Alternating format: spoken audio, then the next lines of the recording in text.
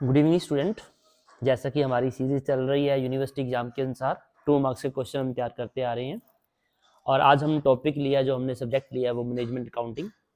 और एमकॉम में भी हमारे अकाउंटिंग फॉर मैनेजर डिसीजन के रूप में ये सब्जेक्ट मिलता है आपको। बीकॉम ऑनर्स के अंदर मैनेजमेंट अकाउंटिंग, ऐसे ही बीकॉम जनरल के अंदर भी ये सब्जेक्ट देखने को मिलता है। बीबीए के अंदर भी आपको सब्जेक्ट देखने को मिल सकता है। तो हमारा फर्स्ट जो क्वेश्चन है वो AS3 से रिगार्डिंग है, अकाउंटिंग स्टैंडर्ड 3।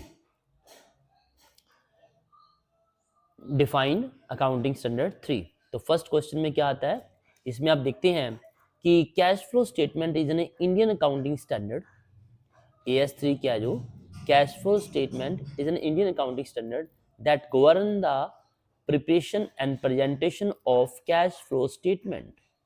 एक ऐसा इंडियन अकाउंटिंग स्टैंडर्ड है जो कैश फ्लो स्टेटमेंट को कैसे तैयार करना है, कैसे प्रेजेंट करना है बताता है। It become effective for accounting period starting from 1 अप्रैल 1997। 1997 से लेकर ये अब तक इसको हम ऐसे बनाते आ रहे हैं, जो ये परफॉर्मा हमें दिया गया है। इसके अंदर क्या होता है, the standard requires company to classify cash flow. जो कैश फ्लो होता है उसके अंदर 3 एक्टिविटीज को कंसीडर किया गया है।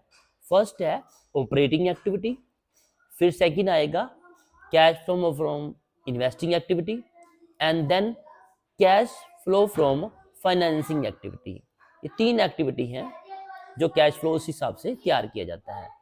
It providing user with information about से company cash generation and utilisation, कि कैश कैसे जनरेट होगा या कैश कैसे यूज होता है। इन 3 एक्टिविटीज के अंदर से हमें बताना होगा। AS3 हमें ये बताता है।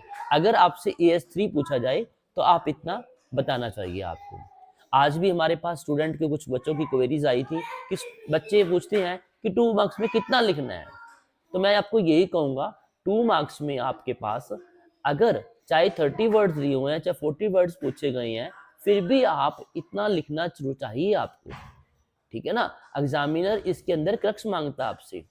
तो तीनों एक्टिविटी के नेम बता दी और ये कब बना था, किसके लिए है, ये बताना जरूरी हो जाता है।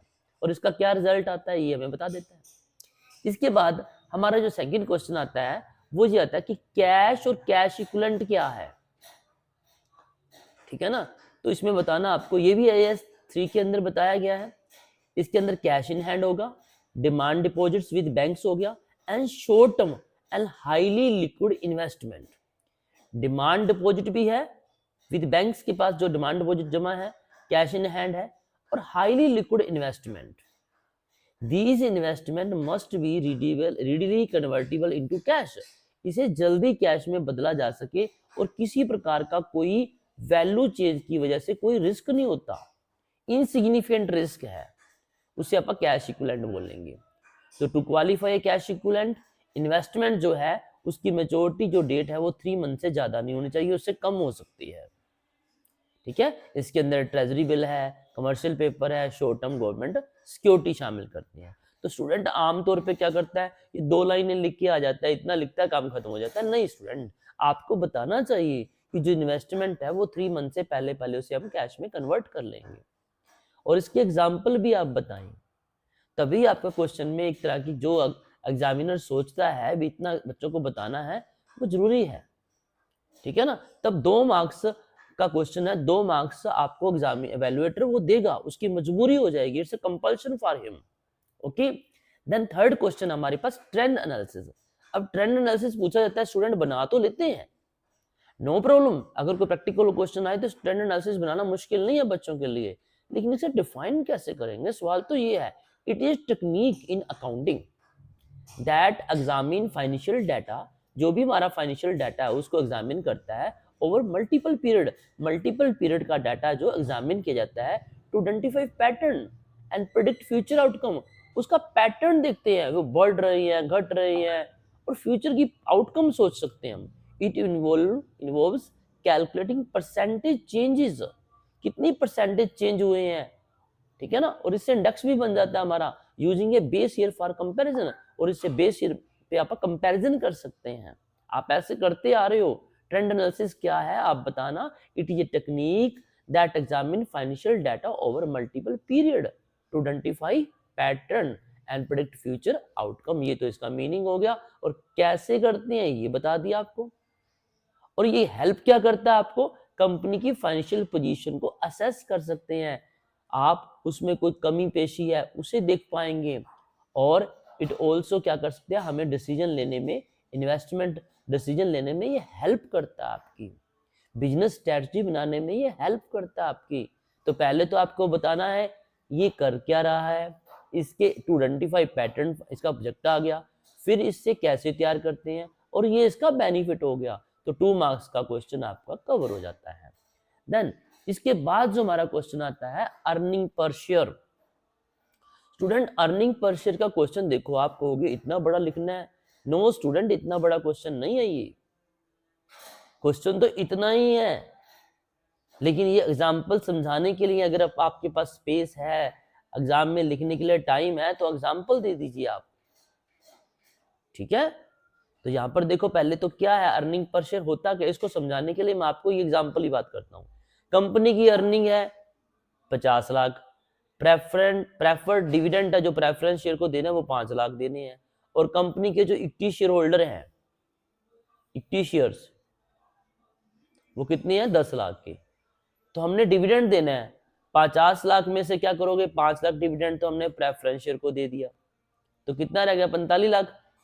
10 लाख इक्विटी शेयर्स हैं, उनको कितना शेयर मिला 4.5 पे, पर इसे अर्निंग पर शेयर बोलते हैं कि इक्विटी शेयर को कितना, एक शेयर पे कितना पैसा मिला। तो ये एग्जांपल से क्लियर हो रहा है। अब इसी चीज को अपन ने डेफिनेशन में बता दिया, it's a ratio that measure the financial companies profitability. Company की प्रॉफिटेबिलिटी को मेजर किया जाता है bye dividing net income by the average number of outstanding common share. कहता है ये मेजर करता है कंपनीज की प्रॉफिटेबिलिटी को। कैसे फाइंड आउट करते हैं, कंपनी की जो नेट इनकम है उसमें से प्रेफरेंस शेयर का डिविडेंड लेस कर दिया और average number of outstanding common share का मीनिंग यहाँ पर है इक्विटी शेयर्स, उनसे डिवाइड कर दिया। तो आप सिंपल ये भी कह सकते हो इसे earning available for equity share holder divide by outstanding share. Earning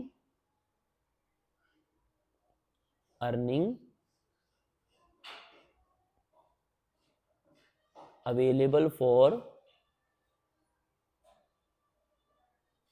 equity shares holder, उसे डिवाइड कर दिया आपने नंबर ऑफ शेयर्स, कौन से, इक्विटी शेयर्स। तो ये चीज आपने डिवाइड कर दिया, एक ही बात है। आप ऐसे भी लिख सकते हो। तो क्या यही है ना, फाइनेंशियल डेट रेशियो है that measure company's profitability by dividing net income by the average number of outstanding common share, this is earning per share. ठीक है, इसके बाद 5th पॉइंट आता है फाइनेंशियल लिवरेज। स्टूडेंट मैंने फॉर्मूले जरूर इसलिए दिए हैं आपको ताकि एग्जांपल से समझ सकोगे आप। ठीक है, financial leverage refer to use of borrowed fund capital to finance a company's assets, कि कंपनी अपनी एसेट को कैसे परचेज करेगी, बोरोड कैपिटल से। Use of borrowed capital to finance a company's assets and operation with the aim of increasing potential return, ताकि company की जो है अर्निंग को बढ़ाया जा सके। कंपनी की अर्निंग को बढ़ाने के लिए हम कंपनी की जो एसेट्स है, ऑपरेशन है, उसके लिए बोर्ड कैपिटल ले रहे हैं। क्योंकि आपको पता है यूज ऑफ डेट्स से क्या होता है, ये एक टैक्स डिडक्टिबल एक्सपेंस होते हैं हमारे पे, जो इस पे ब्याज दिया जाता है। It measured by ratio debts to equity ratio debts to assets, जो हमें बताता है कि कंपनी डेट्स फाइनेंस पे कितना विश्वास करती है।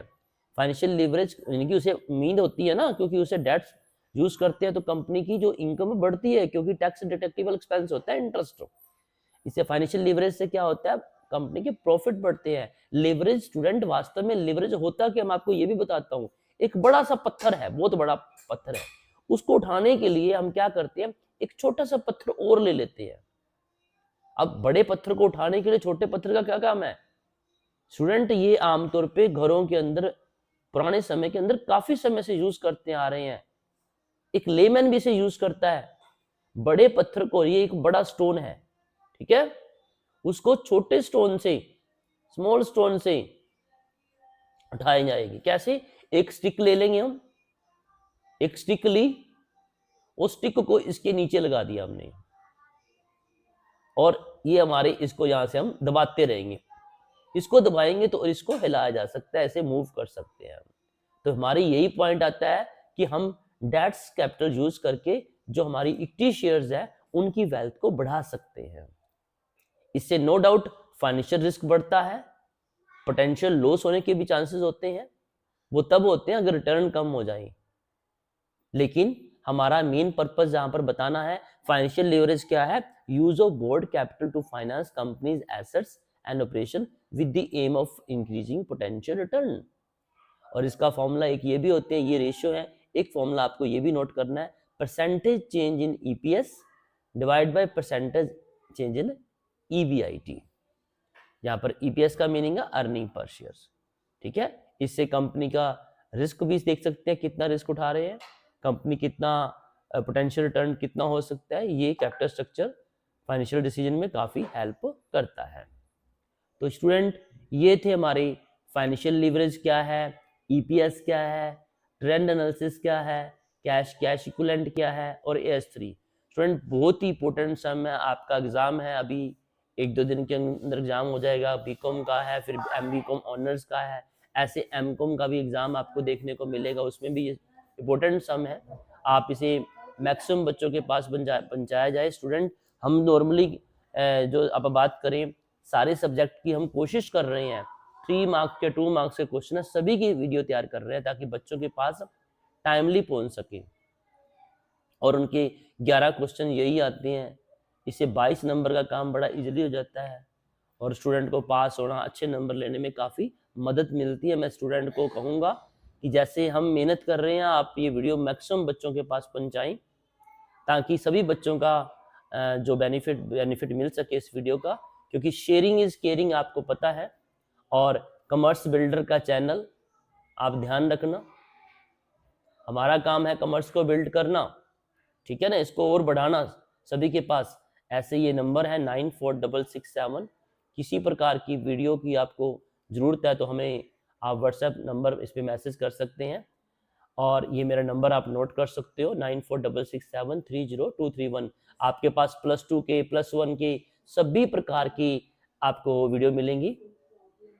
किसी भी प्रॉब्लम आपको कोई फेस करनी पड़ती है तो आप व्हाट्सएप पे मैसेज कीजिए और उसकी वीडियो आपको मिलेगी।